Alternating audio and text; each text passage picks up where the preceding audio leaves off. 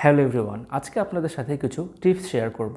আমরা যখন ফেসবুক বা ইনস্টাগ্রামে পোস্ট দেই, ছবি বা ভিডিওর উপরে ক্যাপশনে হ্যাশট্যাগ দেওয়ার একটি অপশন থাকে। আজকে আপনাদের সাথে কথা বলবো হ্যাশট্যাগ নিয়ে। হ্যাশট্যাগ হচ্ছে মূলত একটি লিঙ্ক।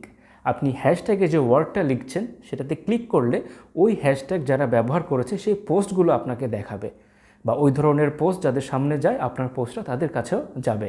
হ্যাশট্যাগটা মূলত হচ্ছে একটা লিঙ্ক।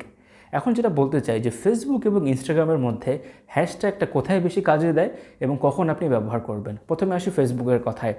হ্যাশট্যাগ যখন প্রথম দিকে শুরু হয় তখন ফেসবুকের পোস্টে হ্যাশট্যাগ ব্যবহার করাতে খুব বেশি রিচ হতো এবং এখান থেকে অনেক বেশি পরিমাণ বেনিফিট পাওয়া যেত। বাট এখন যেটা হচ্ছে, ফেসবুকে আপনি যদি হ্যাশট্যাগ ব্যবহার করেন, এটাতে আপনাকে এক্সট্রা কোনো মাইলেজ, এক্সট্রা কোনো ডেভেলপমেন্ট এখান থেকে আসে না। অনলি যদি কেউ হ্যাশট্যাগ দিয়ে সার্চ দেয়, হ্যাশট্যাগে ক্লিক করে, তখন আপনার পোস্টটা তাদের সামনে যাবে। এছাড়া পোস্টের রিচ বাড়ানোর জন্য হ্যাশট্যাগের এক্সট্রা কোনো ভূমিকা নেই। বরং যেহেতু প্রথমে বললাম হ্যাশট্যাগ একটি লিঙ্ক হিসাবে কাজ করে, অনেক সময় ফেসবুকে ক্যাপশনে লিঙ্ক থাকলে এটা রিচ কমে যায়, পোস্টার র্যাঙ্কিং ফেসবুকের অ্যালগোরিদমে কমে যায়। সেক্ষেত্রে অতিরিক্ত হ্যাশট্যাগ ব্যবহার করা আপনার পোস্টের জন্য অ্যাকচুয়ালি নেগেটিভ ইম্প্যাক্ট নিয়ে আসতে পারে। সুতরাং ফেসবুকে হ্যাশট্যাগের ওপর চাপ কমান, খুব বেশি পরিমাণে হ্যাশট্যাগ ব্যবহার করার দরকার নেই, এবং চাইলে আপনি হ্যাশট্যাগ একদম ব্যবহার করা ফেসবুকের ক্ষেত্রে বন্ধ করে দিতে পারেন। তবে একটা জিনিস বলবো, রিলসের ক্ষেত্রে বিষয়টা ডিফারেন্ট। আপনি যখন ফেসবুকে রিলস আপলোড করছেন সেখানে আপনি কিছু পরিমাণ হ্যাশট্যাগ ব্যবহার করতে পারেন। এখন আসি ইনস্টাগ্রামের কথায়। ফেসবুকের তুলনায় ইনস্টাগ্রামে হ্যাশট্যাগটা বেশি কার্যকর।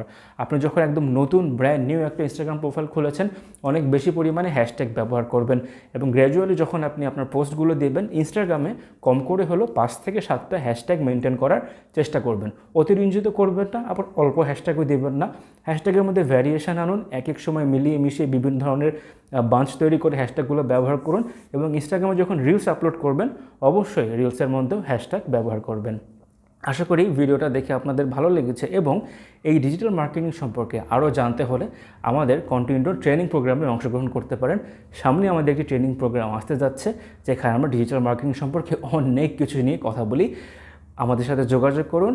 হোপফুলি ভিডিওটা আপনাদের কাজে লেগেছে। Thank you.